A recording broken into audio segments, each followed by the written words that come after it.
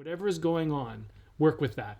Like, don't, if you try to make it any different, you're already into problems. And so I relied a lot on that work, and every acting teacher is going to bring you different things, but I just want to say, like, there is a lot of pressure. I remember being in that scenario and just feeling like such an outsider and feeling like I was doing things wrong and constantly going through doubts and fears and whatever, and nearly left the whole thing like multiple times. So, I think that sometimes the road to a great performance or a great piece of art is not always lovely. Sometimes you're going to be on a rocky road with many adversary like situations or people.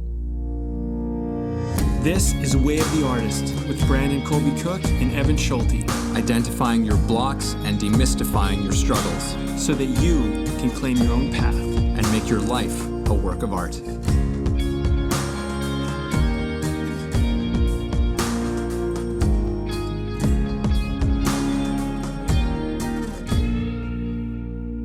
It's that time, that very, very special time of the day where you're listening to a podcast with a couple assholes.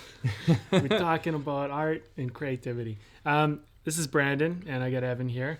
And today, we are going to talk about the myths of being a creative person. And I think there is a bunch of avenues we're going to go down and talk about this. But whether you consider yourself a creative person or not, what you think a creative person is, we want to kind of look at that. We want to maybe even confront it.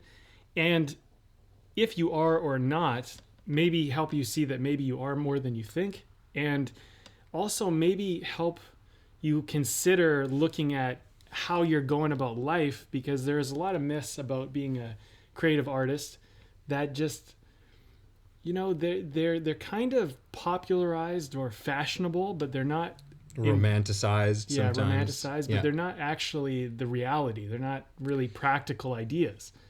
For one, let's just start off with one. The struggle. You got to struggle as an artist, Like that's like a common belief, and I think that we got a lot of this through movies and media and stuff about the struggling artist, but I don't believe that. I think actually an artist is going to be best when they're flourishing, when they're and what that is. What does it mean to flourish and what does it mean to struggle? I think we need to get into that and what that is. But for example, being broke as an artist doesn't help you. But I think that in some ways people go, you got to have that struggle. You got to be, kind of in like dire straits to really get that depth. Yeah. And I don't think that's true, but I do think that there might be times where you will call from those areas or that place in your life. But when you're in that dire situation, when you're in that bad spot, that's not when you're going to be the most creative and artistic. Yeah. But I think you can be in that spot and be like, this will be really great for my art later. Yeah. But during that, it's not going to be very helpful. Yeah. And I mean, I think one of the reasons for this one in particular, why it's become this myth that of struggle is because there has been a lot of art that has come out of tremendous hardship. I think in many ways that is part of the beauty of creativity and art, is that it can still come out of those places. But it's insane to think that we want to continue that tradition necessarily, right? Like those were outlets for people who were often had no choice, right? Like I think of I love the blues, and the blues comes out of just brutal racism and being segregated and chain gangs and like just horribleness that we don't look back and say, oh, we need to bring that back so we can get some good music again. Yeah. That's crazy. We don't want that shit back. But we've still somehow held on to this notion that you've got to be in pain to write great music or to be a great actor. You've got to be really screwed up. I mean, that's something that I think secretly believed for a while. Oh yeah. When I was a young actor, and like I thought that I was really afraid that I was too normal and healthy to to be an actor, to be a great actor. That was an actual thing that sometimes would freak me out, that I'm like, I'm not messed up enough to do this. You know, it's funny. I was the opposite. I used to wear my drama as like a badge. Like it was like, oh yeah, I got a really fucked up life, so I'm going to be really good at this. You know what I mean? And I used to like almost go into it deeper and like push myself to listen to like sad music and just get myself all angsty and whatever. Yeah, you know? yeah. Like, but like, I think that, you know, you came from where you came from. I came from where I came from. And, you know, that you just bring your life to it. You know, wherever you come from, you're going to bring your life to it. And, you know, my childhood and growing up is going to bring a different flavor to what I create. And same with you. Yeah. And I think that, you know, maybe there's a certain people that connect with angst and difficult times, or maybe like messed up family situations or whatever. And so you bring that into your work. And so people connect with that. It doesn't necessarily make it better. It just means that, you know, there are people out there that connect with that. Yeah. And just because, you know, you have that doesn't make you better. It's just your life that you have to figure out how to work with, you know? Yeah. And I hear you, man. Cause like, I mean, I saw that all the time when we were younger, especially like in the acting industry. It was like, you know, and there were teachers sometimes even that would just like, let's get into your like life, like what happened to you and what did your dad do to you and whatever. And you can go down that road, and I think it can help you get in touch with stuff, but your art can start to become your therapy. And I think that becomes a problem. Yeah. Whereas like, I feel like art can be therapeutic, but it shouldn't be therapy. Yeah.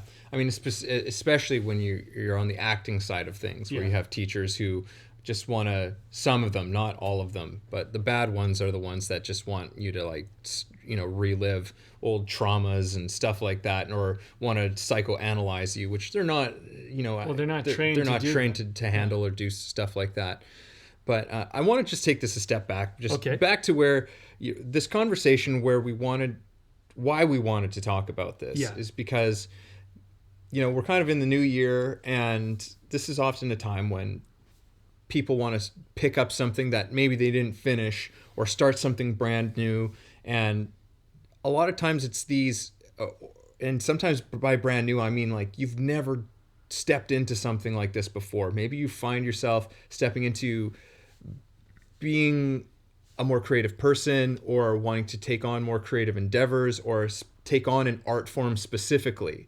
But creativity has so many faces to it. But if you're stepping into a creative element that you've never stepped into before, a lot of times there's these myths, these ideas that can get in the way of us proceeding with it. So that's one side of it as well. But sometimes there's also, if you're already a creative and an artist, and you are not in a healthy place with your art, this is another area that I think that we aim to address in some of this as well. Because there's a lot of myths that just they're unhealthy, like we've just been talking about. Like you've got to be in pain and suffering to be an artist, or you've got to be broke to be an artist, or whatever.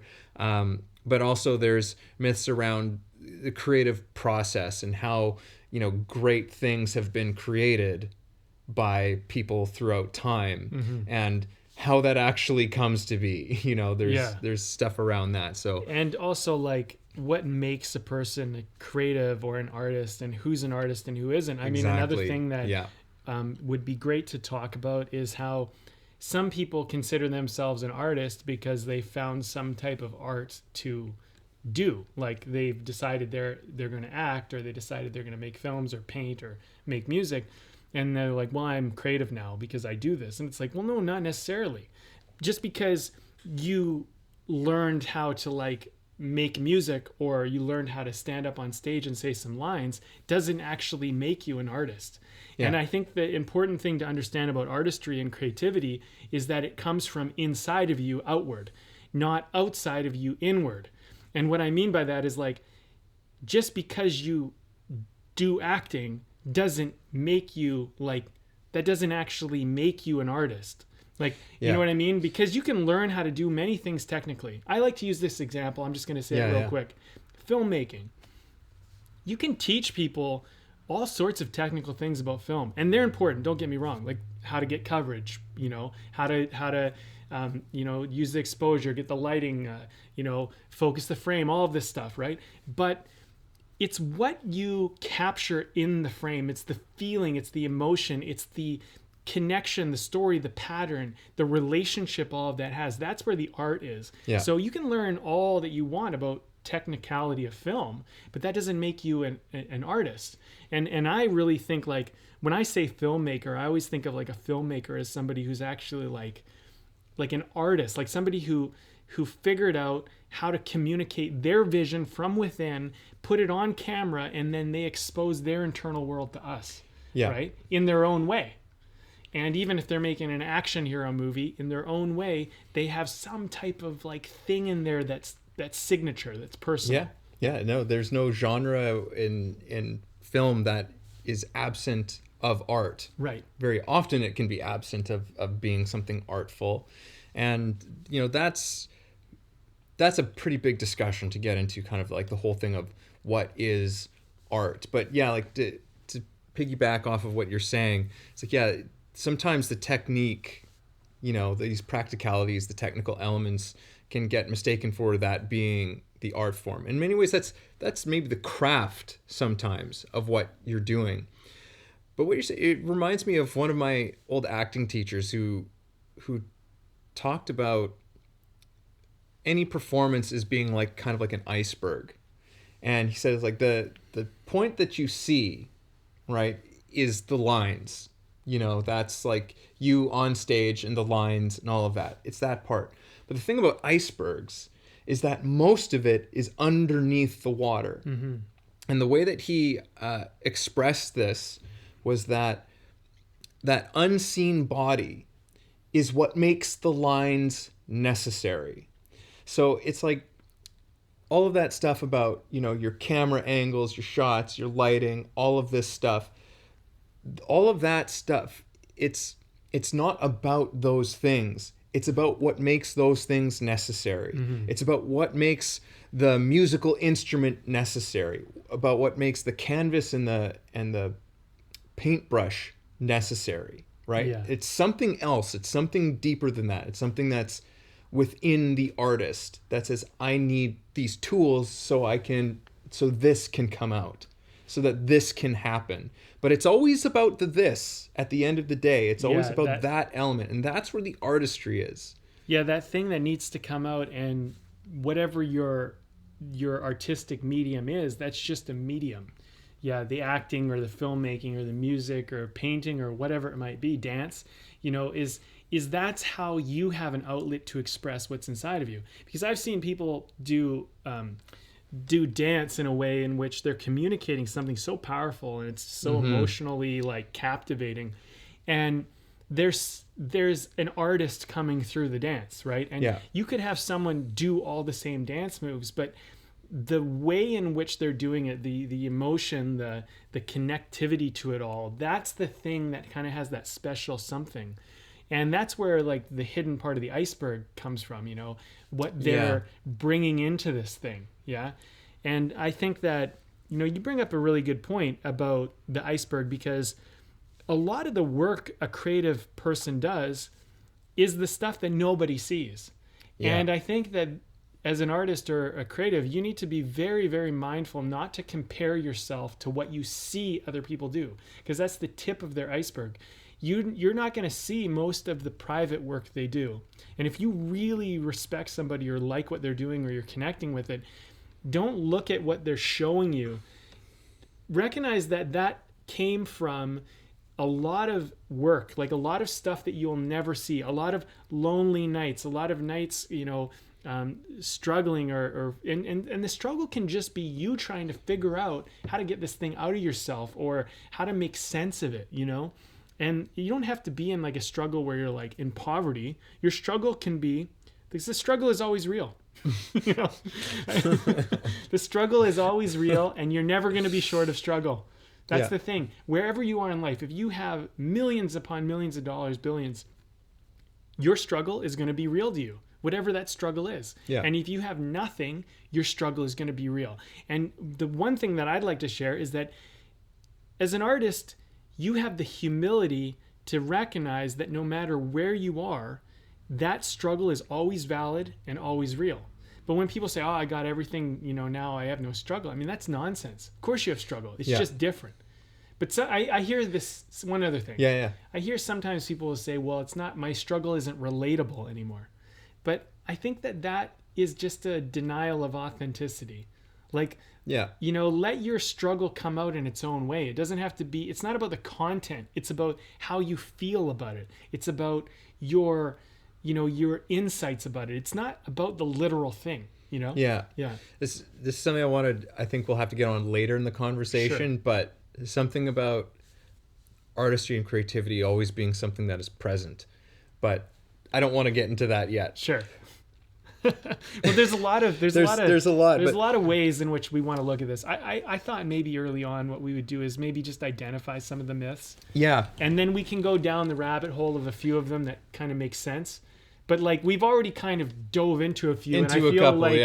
I feel like there's a bunch of others we still want to mention. So maybe we do that. Yeah, and actually that's what I wanted to get into was from what you were saying. One of the myths of being a creative artist or a creative genius or all of these things is sometimes it looks like everything is so effortless especially when you're seeing someone else who's often doing what you want to do, right? It can be easy to look at the final product, that little tip of the iceberg. It's just the thing that ultimately gets put out there, and you see it and you go, oh, like, how does this stuff just come to them? That's one of the myths that's out there too, is that this shit is just easy all the time for everybody or for anyone who's, really successful. Like you're a natural. Yeah, exactly. And, that's such a trap, this whole thing of the natural. It's like, the natural is only a natural because they've accepted and embraced all parts of the creative process, which is a changing thing. I think that's the thing. Creativity is not a static thing. It is moving and shifting in its very nature. And one thing is not going to look like the next one for any artist. It's like how this song, painting, play, dance, whatever it is, comes out is not going to be the same way that the next one comes out. In this one, like one of the stories I like to tell people about, and I think it was from Elizabeth Gilbert, and I've said this one so often just because I love this story, but it was an interview she had done with Tom Waits, and he had been talking about how when he writes songs, and Tom Waits is by many, many, many people in the world would be identified as one of the greatest songwriters of all time. And for him, his whole process is like, well, yeah, some songs just seem to just appear in front of me. It's like they just kind of, they're right there. And all he has to do is basically just dictate it, just write it down. But other songs, they don't come that way. He's like, sometimes you've got to dig for these songs. There's just little fragments and pieces, and he's got to really work at it and struggle with it and fight with it. And that's how it comes. And some of them, he fights with them, and eventually he just has to let them go because he's like, it's not happening. This one's not for right now. And I've heard John Mayer say a similar thing in some of his songs. Like he'll, I can't remember which one it was specifically, but it was one of his songs, and he just said, oh yeah, this one was something that I had a melody for years ago, or I had just these words for this years ago, and then suddenly I got the words, or the rest of the song came way later. Right? But it's not just like, creative genius is not just like, boom, you say, oh, I'm going to do this, and it comes out to perfection. Yeah. And also what comes out, you don't necessarily know or control whether people are going to respond to that, because that's another element, that I think the creative artist has a lot of pressure, especially if they're trying to do this as like a career, or they're trying to make money or trying to get successful with it, is that what you think is going to be great might be something that people don't resonate with. Meanwhile, something else that you don't think is that big of a deal turns out to be your big kind of hit, right? And so I think it's very important for people, like when you're observing the creative artist process, is like not to assume that an artist actually knows what's good or not. Like that's a myth that like, oh yeah, like I got this hit and I'm going to make this hit and I'm just going to pump this hit out. You know, it's not like it's, I would not be surprised if a lot of, you know, songwriters, filmmakers, actors even, where it just kind of happened to end up being a bigger deal than they realized it would be. I think there's a certain amount of like, you know, you can kind of be dialed in and tuned into certain things, and you might have maybe some insight into what might be connecting with people, but you still don't really know until you get there. And one of the things I see a lot of people struggle with that I coach is that they're usually trying to do something great while they're doing it. And that is always like going to kill your creative process. Yeah. Because you got to let your creative process be. And, you know, maybe it will be great. Maybe it won't be. But when you're first creating, you have to let it be whatever it's going to be. I think one of the myths is that somehow an artist already knows what's good or not beforehand while they're doing it.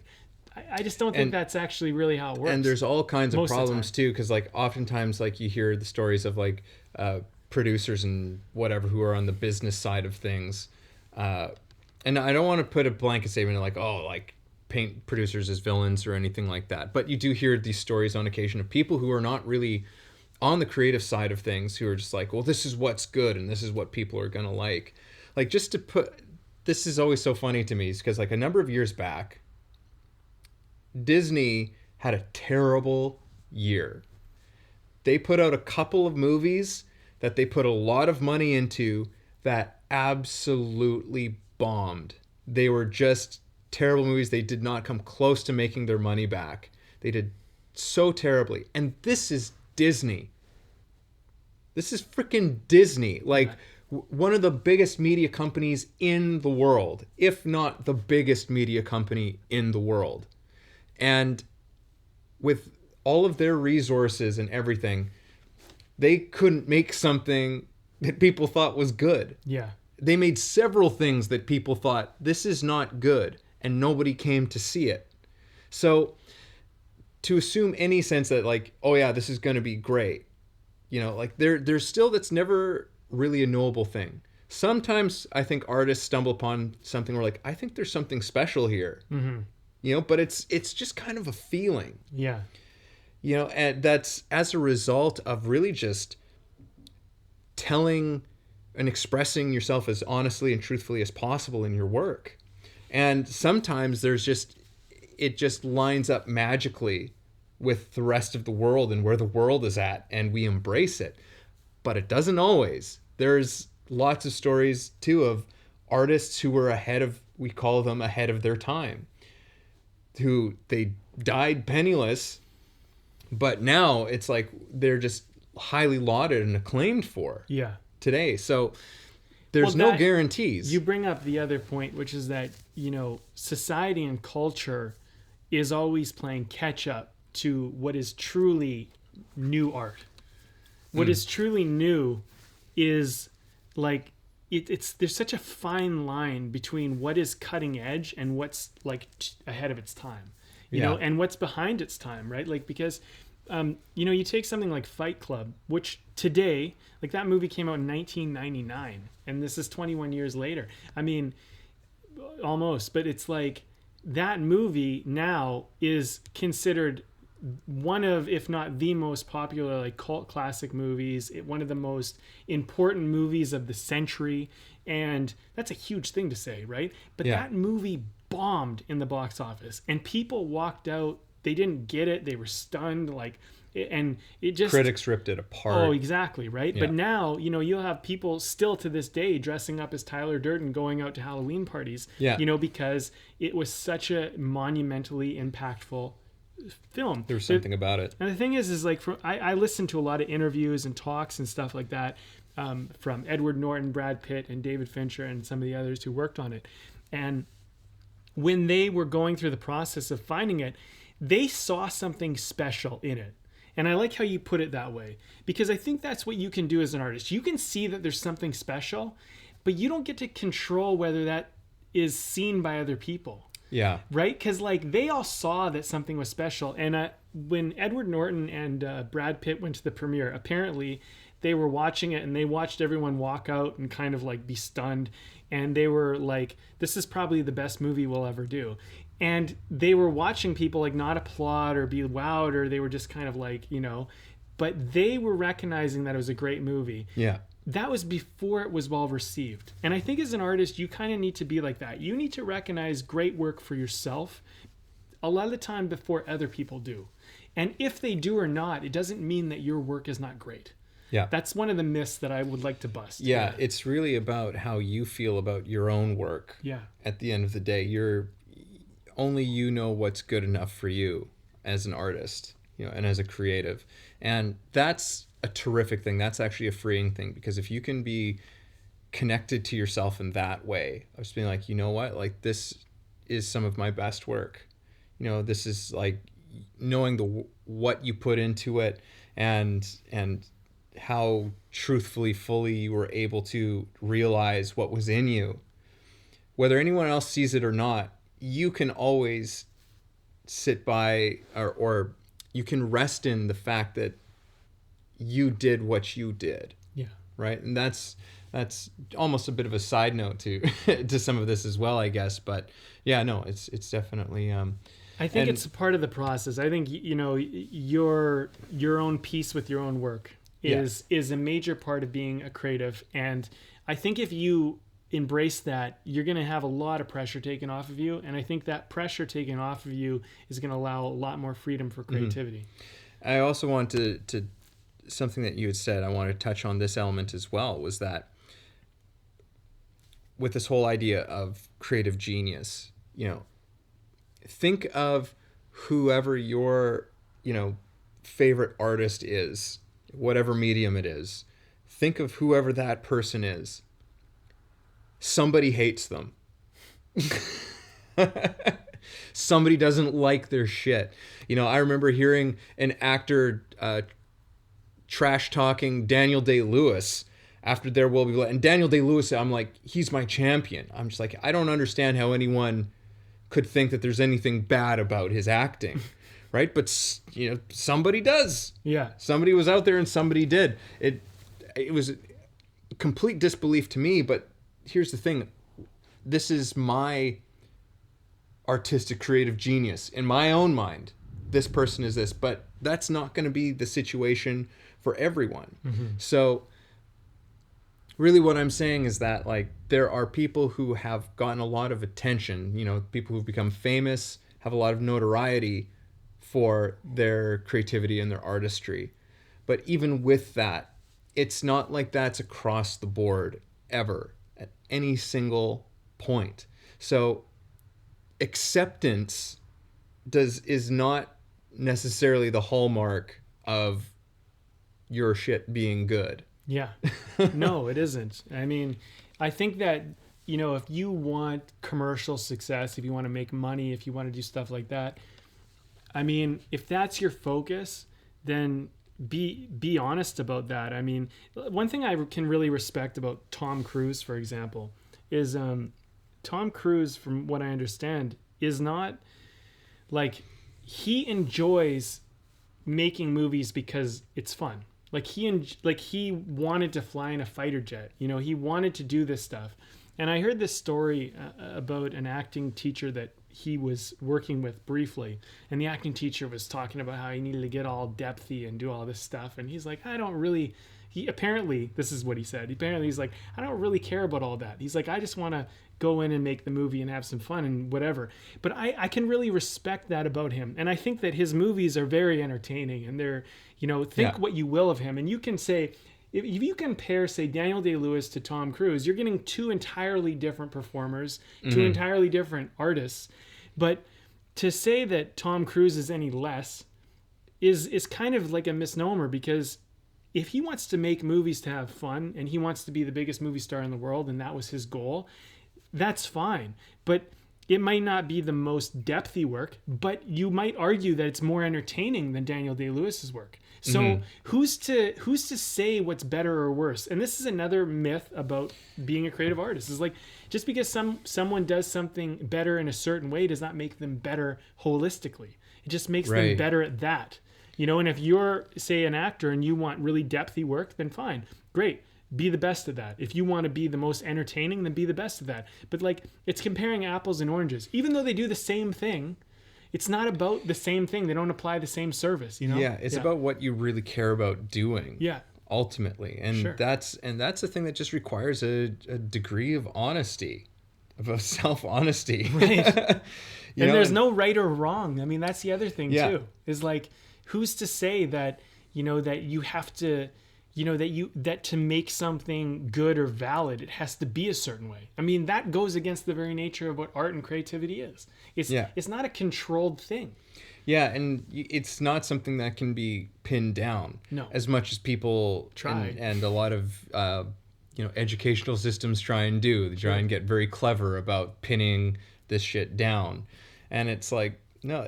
I was watching this the Hot Ones episode.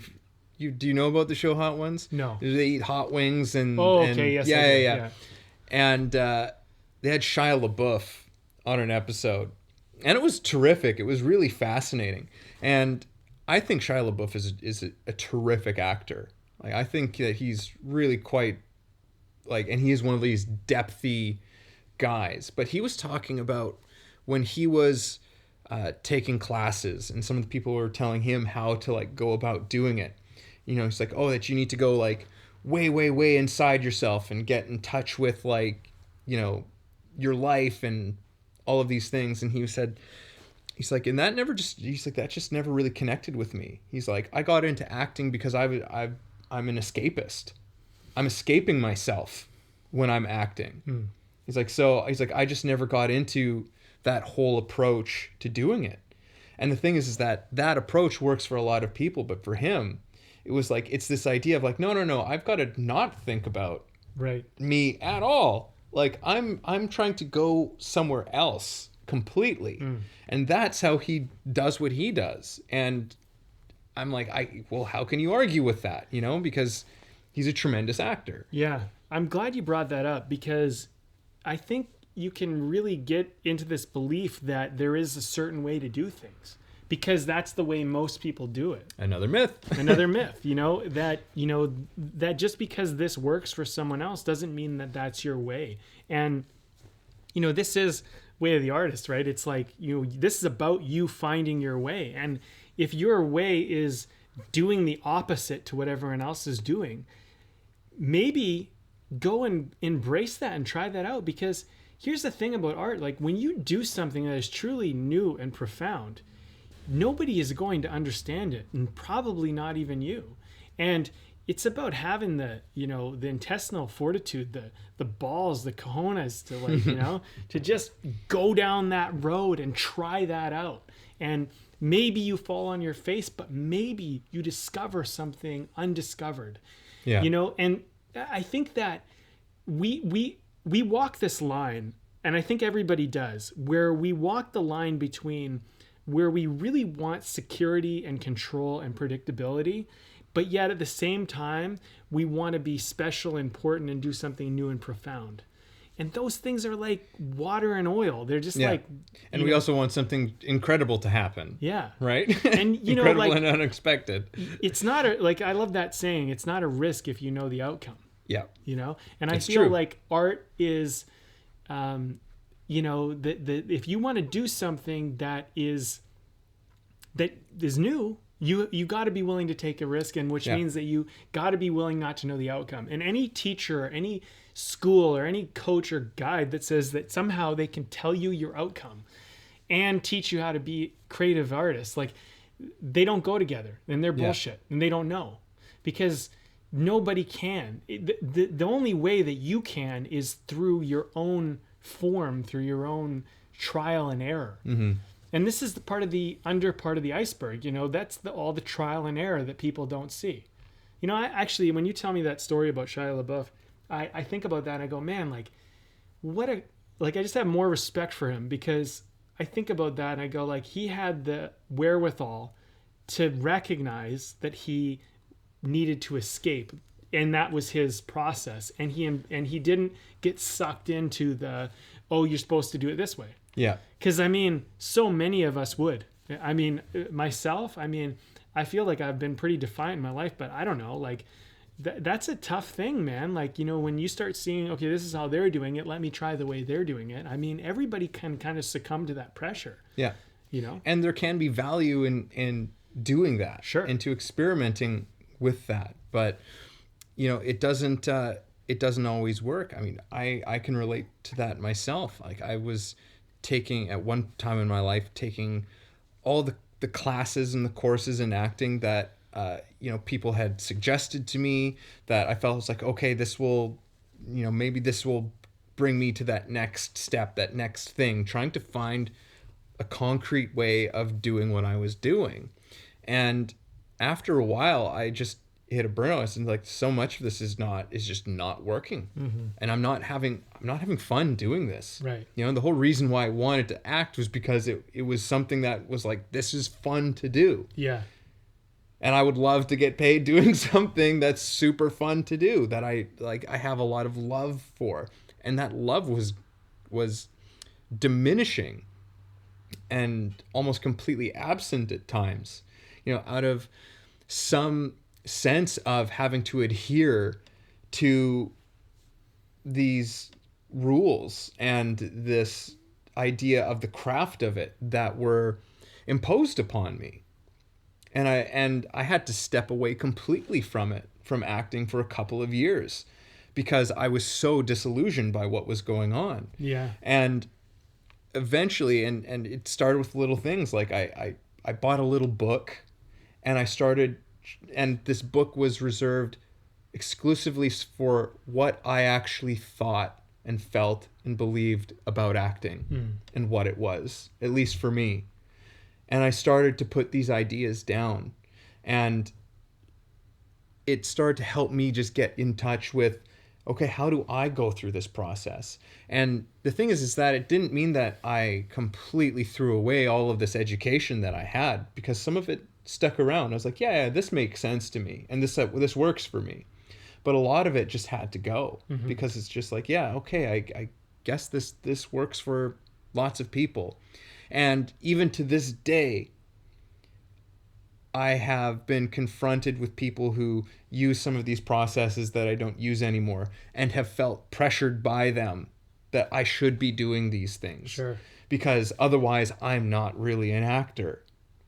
Well, or I'm not really a good one. And it's, oh, dude, that stuff, that shit still comes up.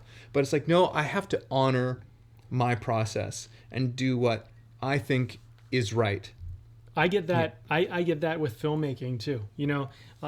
Working on set and being pressured to kind of do my work a certain way as a filmmaker, because somebody went to film school and they think that this is how it's done. And it's so interesting to see somebody that's I'm not formally trained in film school. Like, I left before really I went through that. And I literally kind of went more down the Tarantino Rodriguez road, where I just went and I learned on my own by trial and error and trying it out. But my process, I don't necessarily do things the way somebody who's formally trained. And I can recognize the formal training. I can see the value in it, and I get why they do it. But it can be very intimidating or frightening to people when I show up and I don't necessarily do it the way they expect it to be done. Mm-hmm. And it's very interesting because, like, on the last film I worked on, my process, I really consider myself an artist as a filmmaker. And I feel like I'm on the cusp of really beginning to express what that is. Mm-hmm. I feel like in my younger years, it was a little bit like, it was more my education, but now it's it's honed, it's dialed in. But it's very interesting because we went through this whole process where in the beginning, and people were kind of getting scared and they were getting doubtful of what was going on. But then when I showed up to set and they watched me work, it only took a few hours into the day or an hour into the day, and they're like, holy shit, like he knows what he's doing. And someone came to me afterwards and said like, wow, like you just like stepped into that role. And like, I'm like, but that's the thing. I said to them, that's the thing you guys don't see. When you guys were kind of like harping on me before, that was me working. That's me doing my process, like going for a walk, listening to music as I walked through the city of Toronto, and just listened to music and looked at the which had nothing to do with the film, but I just looked at art on the walls of like spray paint and such. That was inspiring me. It was bringing ideas. It was bringing colors to my mind. Very like disconnected from the actual story. Seemingly disconnected. Seemingly. But it all played into my process. Yeah. My process as an artist in a big way is to go for a walk, listen to music, and let myself process images, just process feelings. And I would do that. You know, some people, it's about them sitting down and drawing out pictures and doing that, but it's not the same for everybody. And I feel like if you try to make your art like fit into the box of what you're supposed to do, you might miss the fact that you have a different way. And and again, I'm not saying don't do it, but you know, don't do it because you think you have to or because you think it's right. Yeah, I think that as a good rule of thumb, it's like try it out if it intrigues you. Sure. If it generally makes you go, oh, that's interesting. Like if it just perks you, like there's a response that we have to things that are of genuine curiosity to us. Right. You know, and it's like those are the things worth pursuing. But if it's just, oh, look at what they're doing, I don't do that, and it's just this sense of kind of like fear, it's probably not something you necessarily need to pursue. Yeah. You know, that's just a you know, uncertainty that's coming up in you. That's just and this is something else that's also a myth, I think, as well, is that being a creative and being an artist means that you are unwavering in your confidence. Oh yeah. You know, confidence is definitely a big part of being an artist, but it doesn't mean that you're unwavering. Like we've just been talking about this whole time. It's like there can be things that happen either directly and very overtly, but sometimes it's small and kind of insidious in a weird way. It's like it can be something of just seeing how someone else is doing something and then second guessing yourself. Like that shit can happen. That shit can just eat away at you. And it makes you deviate from how you do things. Right. You know, what your process is. So I think having a sense of don't judge your own process and don't judge anyone else's process. Yeah, that's a good point. Because if you do judge someone else's process, that's a double-edged sword. That's going to come right back at you.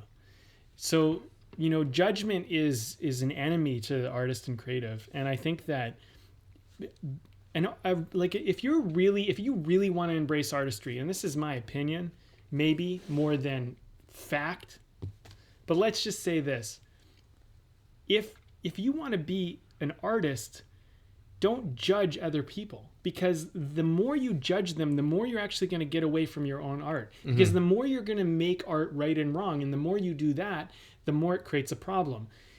And I think that if you were like the true artist or the master artist, if we want to call it that, the master artist is extremely humble and entirely non-judgmental, because the master artist would recognize that there are many different ways to get to the same place, and there are many places to get to from the very same way you start.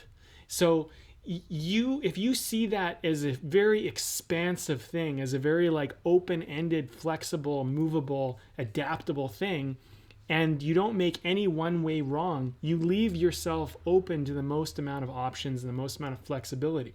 If you get too judgmental, you're going to start to limit yourself and tunnel yourself into one way.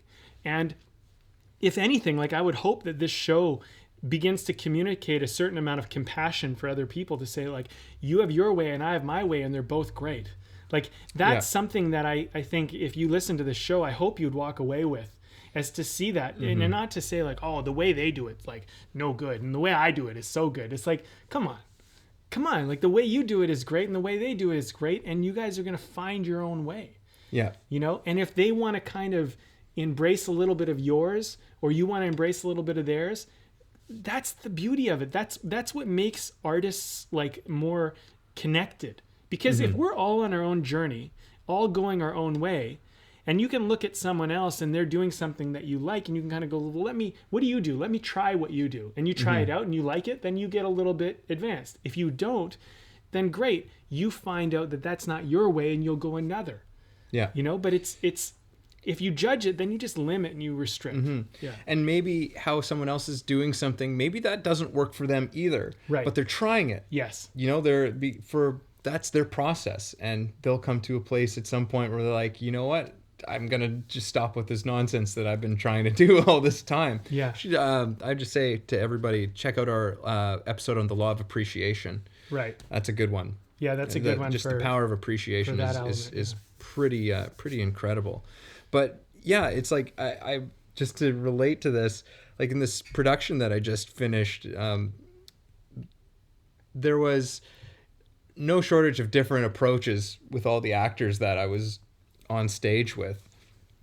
And there were moments where I caught myself getting a little bit judgmental, just being like, oh, look at you doing this as you're like, is how you prepare and get set up and whatever. And it's like, well, yeah, okay, that doesn't work for me. It's just not my process. But it was interesting because there is an element of being like, oh, they're wasting their time, or they're not going to give a good performance because of, how they're going after this or going at this.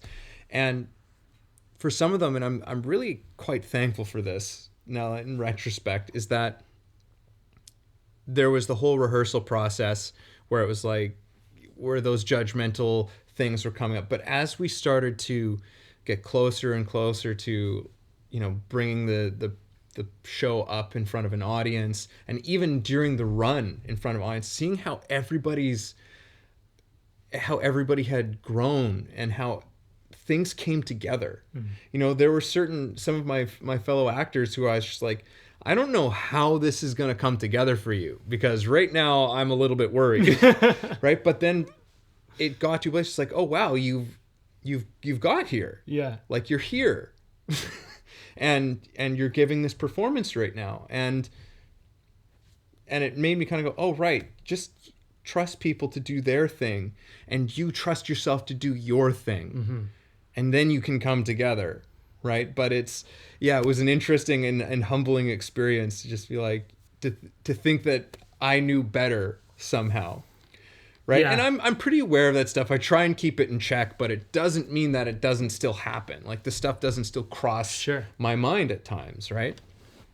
You're a teacher, and you're helping people to understand this craft of acting and the process of it all.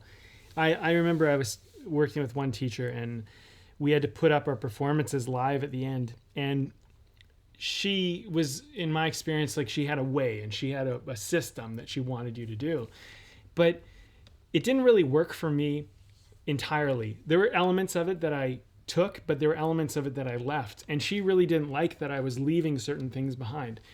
And I was also going through kind of a difficult period in my life as well. So a lot of the material we were working was really like, it was already hitting on a lot of what was like, I didn't really have to walk that far away, because like I carried the material, like it was living the material in a way. So my rehearsal process was just keep living life, and you're pretty much like working on this because that's what it is. And it was interesting because, one of the things that I was doing at the time was with my lines, to kind of stay free from my lines, I was not like memorizing them. I wasn't like focusing on the memory of them. And she had a whole rehearsal process where it was all about remember the lines word for word, and it's all about the words and word. And for me, I was very much like, I'm going to let these words come through my feeling, right? And so what happened on the day when we actually performed, I was word perfect, but not because I sat around remembering the words. It was because like the words were just spilling through whatever I was going through. And it was funny because she was kind of pissed off that I was like one of the best performers of the show. Like she was kind of pissed off about it because all the other students did her process except for me. And it like, to her, she took that as like an insult. And I thought, like, if I was teaching, I would be like, wow, this actor showed up, didn't do what I was teaching, did this thing that they did. Like, let's look at that. Like, let's be open to that. Let's incorporate something. But like, I think that you can get too stuck on this is how you're supposed to do this. You know, and the other thing that happened, because I was not rehearsing the same way the other students were, my scene partner was continually surprised by everything I did. Like, and I was surprised. You know, there were moments where I was like, well, I can't seem to get her to look at me, so I'll do this. And, I'll try this out. And I was just doing things in the moment to actually, and the thing is that she couldn't plan for that. She couldn't be prepared. No one could be prepared for what was going to happen because I didn't know it was going to happen. And for me, like, one of my earlier acting teachers was really good that way because her whole model was whatever you have, whatever is going on, work with that. Like, don't, if you try to make it any different, you're already into problems. And so I relied a lot on that work, and every acting teacher is going to bring you different things. But I just want to say, like, there is a lot of pressure. I remember being in that scenario and just feeling like such an outsider and feeling like I was doing things wrong and constantly going through doubts and fears and whatever, and nearly left the whole thing like multiple times. So, I think that sometimes the road to a great performance or a great piece of art is not always lovely. Sometimes you're going to be on a rocky road with many adversary like situations or people. And I think that, I think sometimes we imagine that like, oh, I'm going to figure it out and then it's all going to be easy. And it's like, you might not even know you figured it out, but you're doing that. And it's so horrible, like, as you're going through it, because no one understands what you're doing. Yeah. And they're trying to get you to do it their way because you don't know, like, that's the other thing about like being a creative artist. Like, you think like people are going to be open to embracing something. Not necessarily. Not always. No. Not even sometimes your teachers, your mentors, the people who are supposed to be the ones who are the most supportive of you. Well, yeah. I can think of multiple teachers that I encountered that were judgmental. I can think of multiple times where whatever it was that I was doing or someone else was doing was rubbing them the wrong way. And I think that this is the problem, and this is maybe something I want to mention on a greater aspect of this show, is that like this is way of the artist, and you're going to find your way. And if you find your way and it really works for you, don't impose that onto other people because they still have to find their way. So if you go and impose your way onto them because it worked for you and you think, well, this is the way it worked for me, I think you need to remain open-minded enough that that was your way. It's not like an objective way in which it works for all artists or all creative people. Yeah. And if you see someone who has a way and it works for them, you as an artist don't just get to model and copy their way and expect to get the same result because their way might not work at all for you. And even if it does work extremely well for them. So it's one of those things where, I feel like letting go and detaching from knowing is so important in the process. Oh, absolutely. Yeah. Absolutely.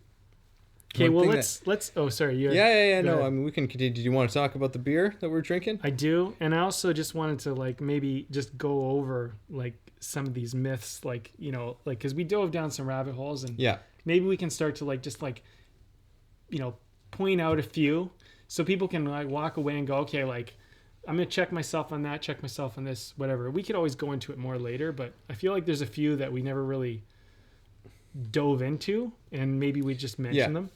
Yeah, so I mean, I think the one that jumps to mind is that, art and creativity doesn't just happen and it doesn't always come easy. Yeah. In parenthesis, except when it does. Yeah. And just because it comes easy doesn't mean that, or it's effortless, doesn't mean that it's not good. Doesn't mean that it's not exceptional. I think that sometimes people think that it all needs to be difficult, needs to be a struggle. It doesn't. And that's the other thing. Another myth is like that it needs to be a struggle. It doesn't always have to be a struggle. No. What else? We right off the top of the show, we talked about you have to be in pain Yeah. to create art, meaningful art.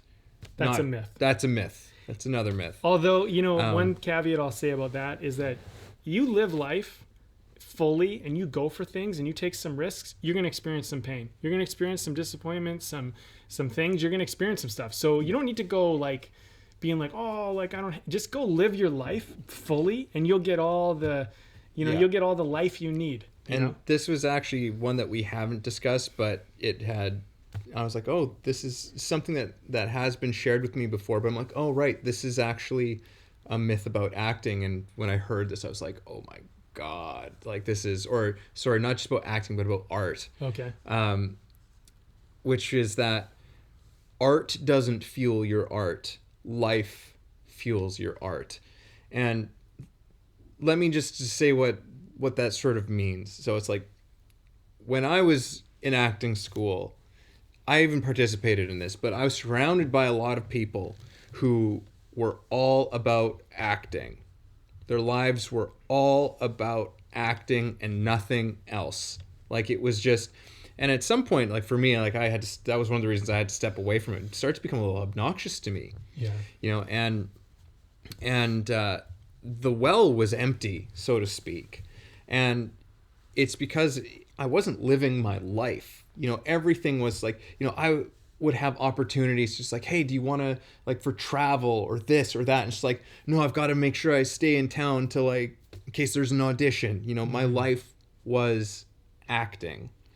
And that's not what fuels you as an artist.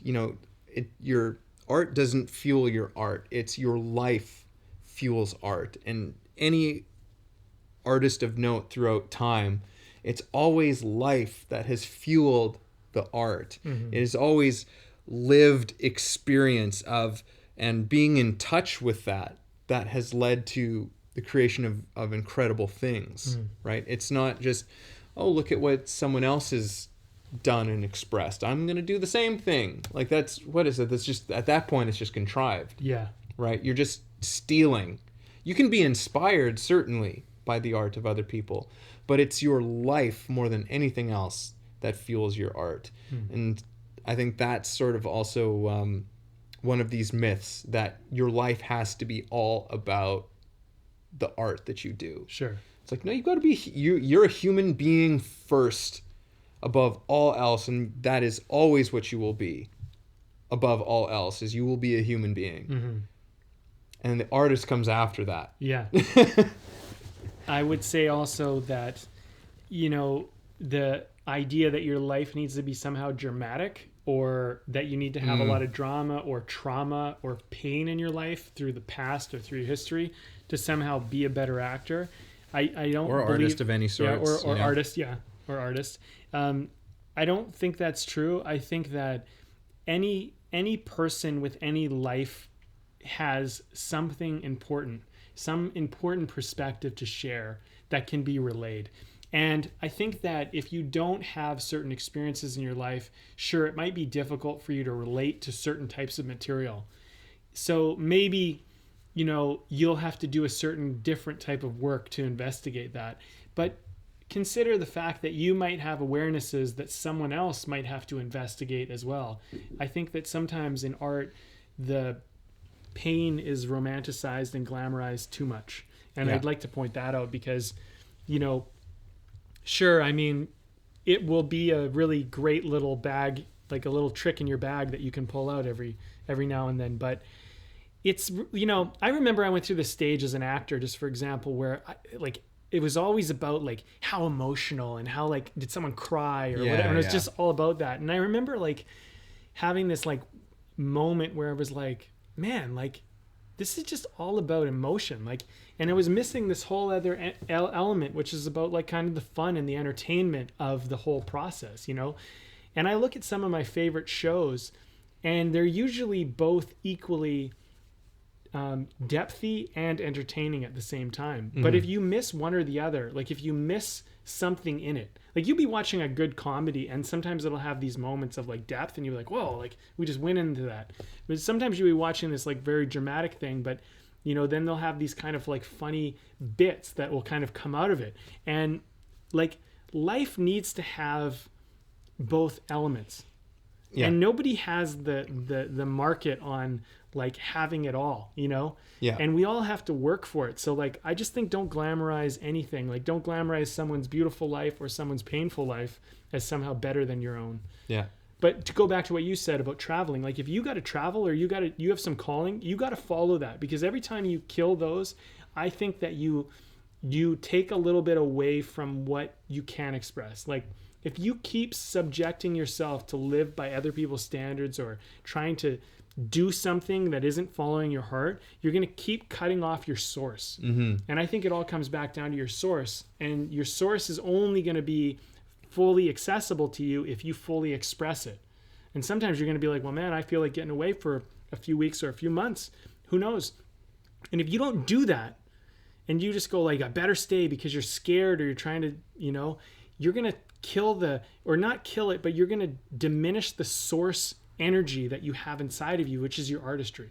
Yeah.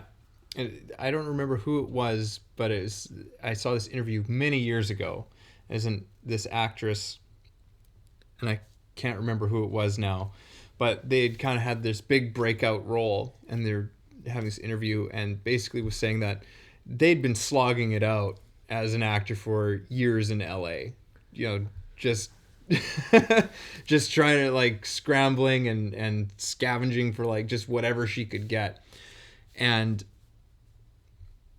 went away, just decided like her boyfriend who she'd been with for a while was just like let's go on a vacation, like let's get the hell out of here. And so she was like, okay, all right, you know, like I'm gonna miss auditions, whatever, but she goes on vacation, her boyfriend proposes to her, you know, so she gets engaged and whatever, and she comes back home just like feeling great, you know, just having lived some incredible life, you know, and allowing herself to do that. She had her first audition for something, and she got it, and that was her big break. Wow. And she's like, she's like, I stepped into that audition just being like, I feel so good, I don't even care what happens at this point in time. And it's like, that's such an incredible place to be as an artist of any kind, of just being like, I don't even care what happens right now because I'm living life. Yeah. You know, like I'm living my life. That's not apathy, though. That's the important thing to remember. That's detachment, which is different than apathy. You know, because I feel like there's sometimes people can get jaded and they can get a sense of apathy where like, I don't care, like nothing matters. And it's like, well, like it does matter. Like, let's be honest, it does matter. But you're like, here, you're doing this. But if you're detached, you're like, I don't care what the result is. I don't even care what happens. But right now, I am honestly doing what I want to do, what is true for me. And when you do it from there and you do what's true, but with detachment, and this isn't just for creative artists, this is for everyone in life, job interviews, anything. When you are truly like just doing your life and present in the moment, everything is going to be better. Your dating life will be better. Your creative life will be better. Everything will be better. And I think that one of the things is that that's a myth. People go, I don't care, but they do it in apathy. Yeah. I don't care only works with detachment. But if you get apathetic, the world does not care. The world is not going to be here to be like, oh, let's make you feel better. Like apathy is kind of a bullshit excuse for like laziness, and it's really just hidden behind fear, if we're honest. Mm-hmm. But detachment is fearlessness. Detachment is like you're not getting caught up in what needs to happen later because you're present. Yeah, because you're still giving it everything. Yes. Yeah, and you can give it everything because you don't have anything attached to it. Right. That's the weird thing that comes. All right. Okay. Let's wrap it up. Let's wrap this one up. So we're drinking a beer as we always do on this one, and this is from a new brewery that we've never had before. This is from Hearthstone. Hearthstone Brewing in North Vancouver. Okay. And this is their hazy IPA. And I wish I could remember the name of it because I talked to the brewmaster, who just happened to be the only guy there who was filling it. And he's like, yeah, like all of their drinks are named after different hiking trails and ski trails on the North Shore. And I can't even remember what what it is. It starts with a P, but I can't remember what it is. But anyhow, well, that's what you got. It's a trail that starts with P in BC. It's a hiking trail. So, and it's good though. It's a hazy IPA, right? Yeah. Yeah, it's tasty. I like it. It's very flavorful. Yeah, but easy to drink. Yeah. I've been liking. I've got to say I've been really into these hazy IPAs. Yeah, they're tasty. I mean, Yeah. This one's good.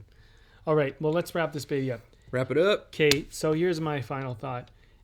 We already kind of recapped a lot of the myths, but here's one last myth that we didn't really talk about, and I just want to point out.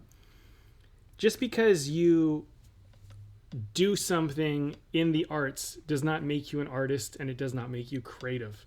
Just because you don't does not somehow make you exempt from being an artist or being creative. Like, some of the most creative people do the most regular, boring jobs. So your expression of creativity is up to you. That's your responsibility to figure out. And, sometimes people say, well, I'm busy doing my job, and they use that as the excuse not to express themselves creatively.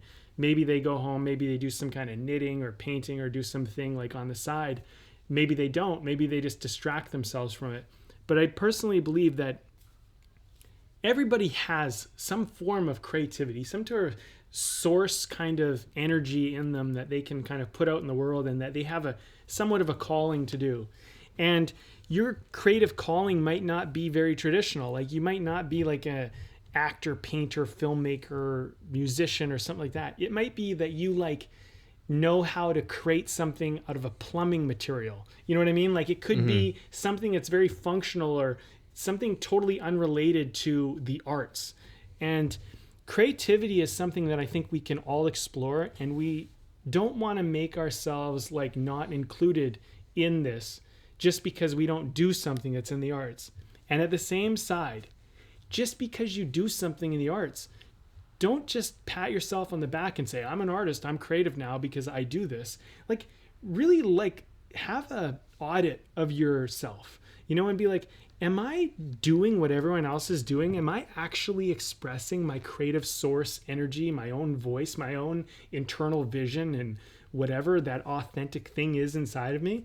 And if you're not, maybe take this talk and go okay, just because I'm doing it doesn't mean I'm doing it. And maybe this will bring you to another level, another realm. I mean, hey, it's 2020, it's the new year. It's a new decade. 2020 vision, I just really think it's time for you to express yourself in the world. And let's see what that is. So that's what I'd say, regardless of if you're in the arts or not. I think we all can benefit from this and give ourselves permission to explore that. Beautiful. Yeah. I don't know how to really follow that because we recapped a lot of things, but I'm just going to this is all I'm going to say, and this isn't necessarily about a myth, but just about being a creative person, because I know a lot of people struggle with this and they don't understand or see how they could be a creative person. The thing is that if you ever find yourself in your life looking at something that you're trying to achieve, some task, some whatever it is, and you have to ask yourself, how am I going to do this? Realizing that there are more than one ways that you could do that there's more than one way to do whatever it is in front of you. You're being creative. And don't overlook that. And I put that out there because, yeah, we probably all do this many times a day. We're faced with something like, how am I going to do this? You're being creative. Anything that demands that of you is a creative act. You are a creative person. And you owe it to yourself to allow what is inside of you, the deepest parts of you, to be expressed somehow in your life and in a way that brings you joy. And the world needs it.